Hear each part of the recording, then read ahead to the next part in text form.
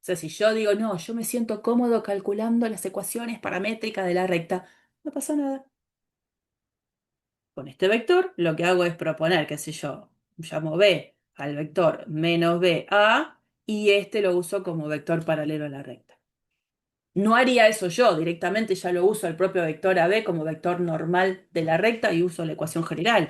Pero si alguien quiere ver las ecuaciones paramétricas también puede, porque estamos en R2.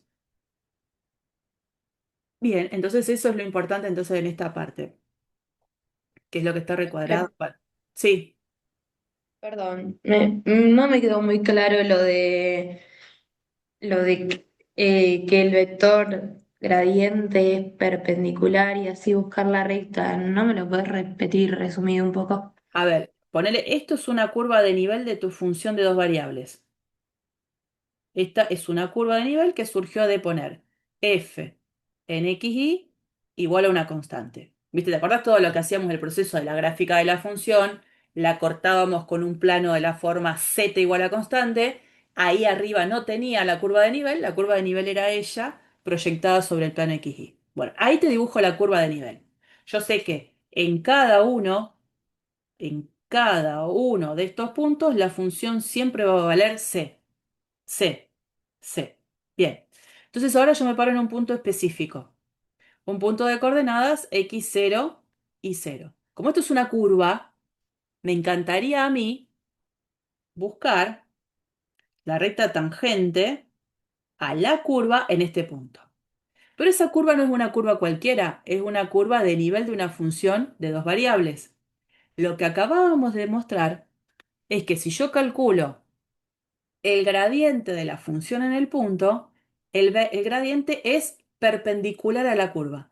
Cuando uno dice que es perpendicular a la curva es porque es perpendicular al vector tangente de la curva. Entonces yo sé que pasa esto.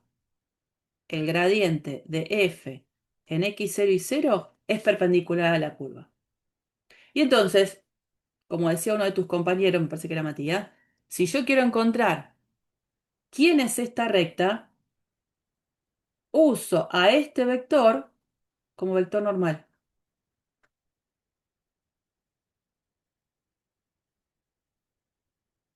Y uso la ecuación general de la recta, que yo aprendí en recta en el plano. Eso es mora. ¿No te convence todavía? Sí, sí, sí, ahora sí, gracias. Listo. Bueno, y eso que estábamos recordando recién con mora es lo que está dicho en esta parte en azul.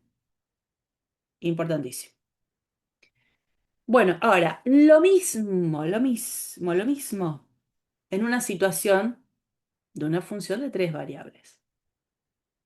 Pero ¿cuál es la idea acá? Voy a venir más abajo en este. ¿Verdad?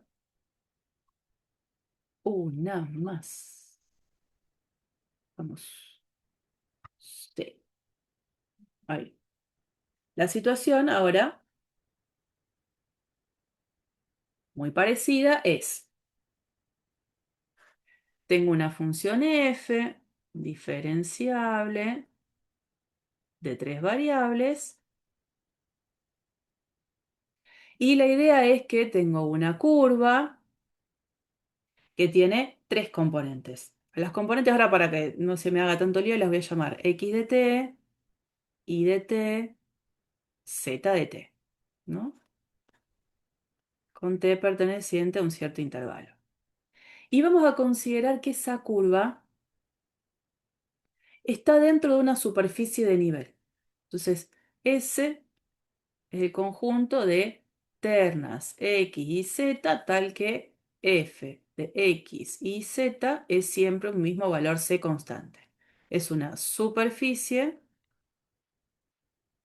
de nivel de la función F. La curva la vamos a considerar,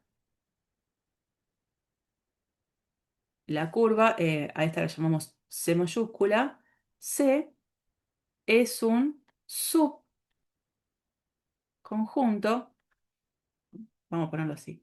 La curva C está contenida en la superficie de nivel S. Es decir, que todos los puntos de la curva también van a cumplir que cuando yo evalúe la función en todos los puntos me dé el mismo valor C. Entonces, es decir, que yo hago f en x de t, y de t, z de t, eso siempre me da el mismo valor C, chiquitito. Y vamos a hacer lo mismo que hicimos recién. ¿Se acuerdan que recién teníamos casi lo mismo pero con dos componentes? Acá.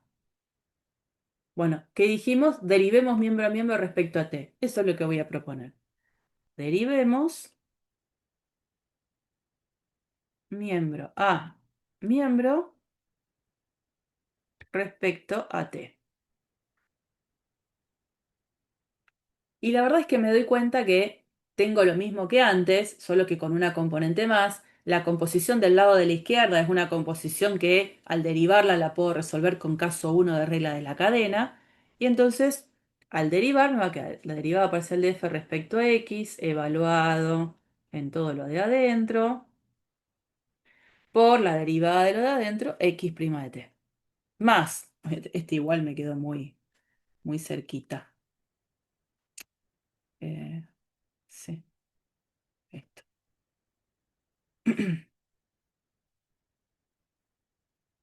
Más derivada parcial de f respecto a y en x de t, y de t, z de t, por y' de t, más derivada parcial de f respecto a z en x de t, y de t, z de t, por z' de t, y todo eso igual a la derivada del lado de la derecha, y como la del lado de la derecha es una constante, la derivada de c. Otra vez, tengo una suma de tres términos que los puedo disfrazar como el resultado del producto escalar entre dos vectores bien elegidos. Uno va a ser para mí el vector que surja de elegir estas componentes, esta, esta y esta, que es el vector gradiente de f evaluado en x de t, y de t, z de t, escalar con el vector que surge ahora de quedarme con estas componentes, x' de t, y' de t, z' de t. Y si voy a la definición de r de t, calcular las derivadas de sus componentes es tener r' de t. ¿Y que estoy diciendo? Que todo eso es cero. Y entonces esta es la situación. Miremos un poquito. Consideremos ahora t igual a t sub 0. ¿Eso qué significa? Yo estoy parada, como dije desde el principio, en una superficie de nivel de f. Esto es x, esto es y, esto es z. Si yo me paro en un punto t igual a t sub 0 es porque estoy parada en un punto en particular de esa gran superficie. Porque t igual a t sub 0 va a generar un punto en la curva y como la curva está en la superficie, yo me paro ahí, en un puntito que lo llamo p sub 0. ¿No? La idea es que p sub 0, ¿quién es? X en t sub 0, y en t sub 0, z en t sub 0. Ese es p sub 0.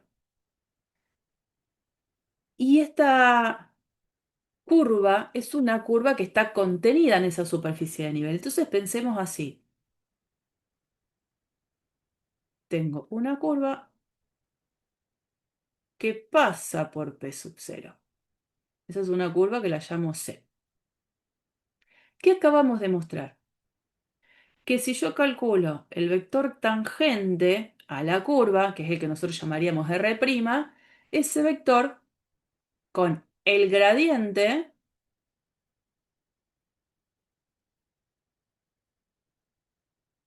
es perpendicular. Pero así como tomé esa curva, yo digo, bueno, considero otra curva que también está sobre la superficie de nivel y que pasa por este punto, ¿no? A propósito, pongo por esta curva, pasa por P sub 0, sigue, la curva también está contenida en la superficie de nivel.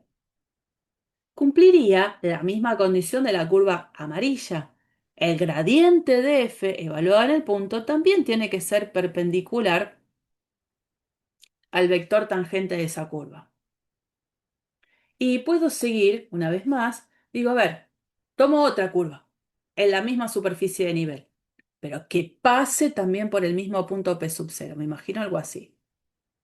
O por acá, ahí.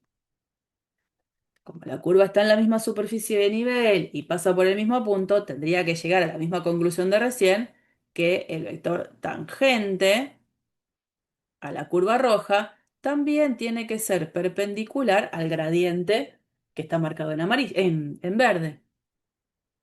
Y podríamos estar toda la mañana con diferentes curvas que pasan por ese punto P sub 0 contenidas en la superficie. Todas cumplirían que al momento de calcularle el vector tangente a la curva en P sub 0, todas esas direcciones serían perpendiculares al gradiente de f en P sub 0. Todas serían perpendiculares a la flecha verde. Y entonces, este vector gradiente, como es perpendicular a cada dirección tangente de las curvas que pasan por ese punto y están dentro de la superficie, ese vector, por supuesto, si no es vector nulo, va a ser candidato a ser visto como vector normal del plano tangente a esta superficie de nivel. Entonces, si este gradiente en P sub 0 es distinto del vector nulo, este gradiente es el vector normal al plano tangente a la superficie de nivel de f en ese puntito P sub 0. Y entonces, ¿cómo escribo el plano tangente a esa superficie de nivel? Y si estoy diciendo que este vector va a ser el vector normal del plano y tengo el punto de paso, que es el punto P sub 0, yo ya sé cómo se escribe una ecuación del plano. Que va a ser así. Primera componente en el puntito x0, y0, z0 por x menos x0 más segunda componente del vector normal del plano, que va a ser la derivada parcial con respecto a y, en x0, y0, z0 por y menos y0, más tercera componente del vector normal, que es la derivada parcial de f respecto a z, en x0, y0, z0 por z menos z0 igual 0. Esa sería la ecuación del plano tangente a la superficie en el punto.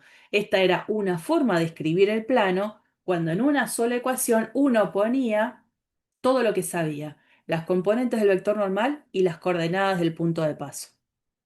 Otra forma, ¿se acuerdan que lo hacían muchas veces en la práctica, en álgebra y geometría? ¿Se acuerdan que ponían ax más bi más cz más d, la ecuación general del plano?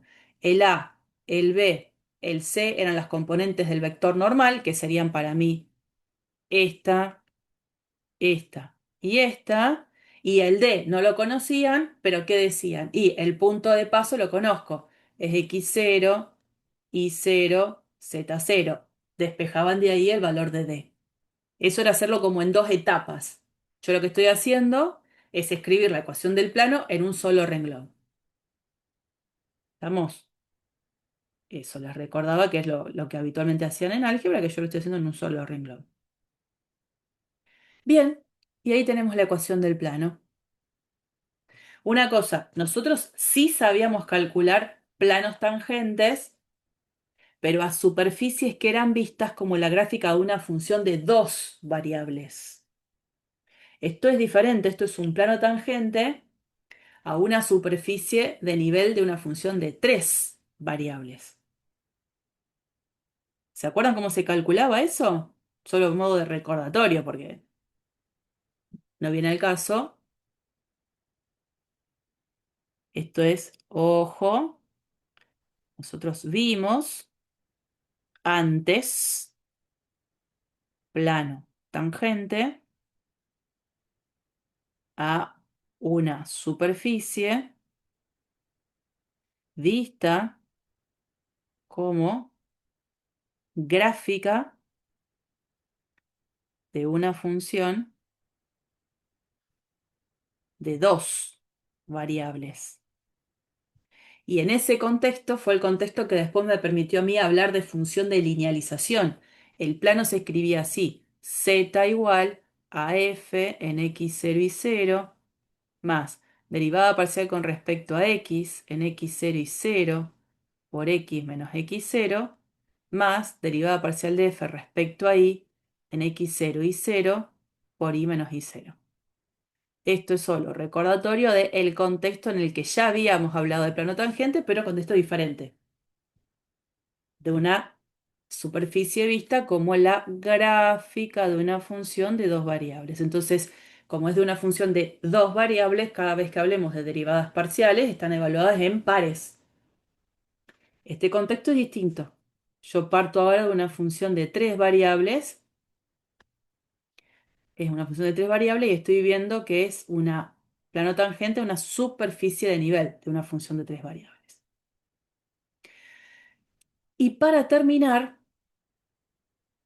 algo que me pueden pedir también en este contexto de superficies de nivel es esto. ¿Cómo hago yo para encontrar de esta superficie de nivel en este punto una recta normal, una recta perpendicular a la superficie? Ahora quiero una recta perpendicular a la superficie de nivel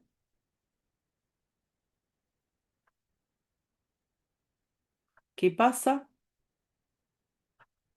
por P sub 0. ¿Cómo lo encuentro? Estamos en el espacio.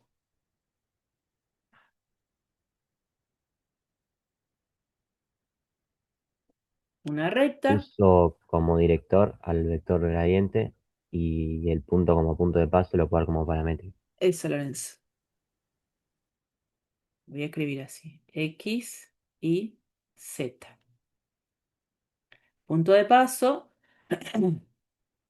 X0 y 0, Z0. Y como vector dirección, el gradiente, porque la recta es esta. Viene por acá, sigue. Entonces voy a poner más derivada parcial con respecto a x en x0 y 0, z0, vamos a ponerle lambda, más derivada parcial con respecto a y en x0 y 0, z0 por lambda, y más derivada parcial de f respecto a z en x0 y 0, z0 por lambda. Esta es la recta y por supuesto con lambda perteneciente a R. Ahí tengo entonces las ecuaciones paramétricas de la recta. Eso está, por supuesto, en este desarrollo para encontrar la recta normal a la superficie y la ecuación de la superficie y del plano tangente. Y bueno, chiquitines, hemos terminado. Hasta acá se llegó con todo el contenido de cálculo 2. Eh, no sé qué tiene esta última. Ah, no me acordaba que había puesto. Éxito. Hasta acá tenemos todo lo que teníamos que ver de cálculo 2, se termina con derivadas direccionales. A partir de ahora, a ponerse a tono con la práctica y a terminar todos los ejercicios que se pueda.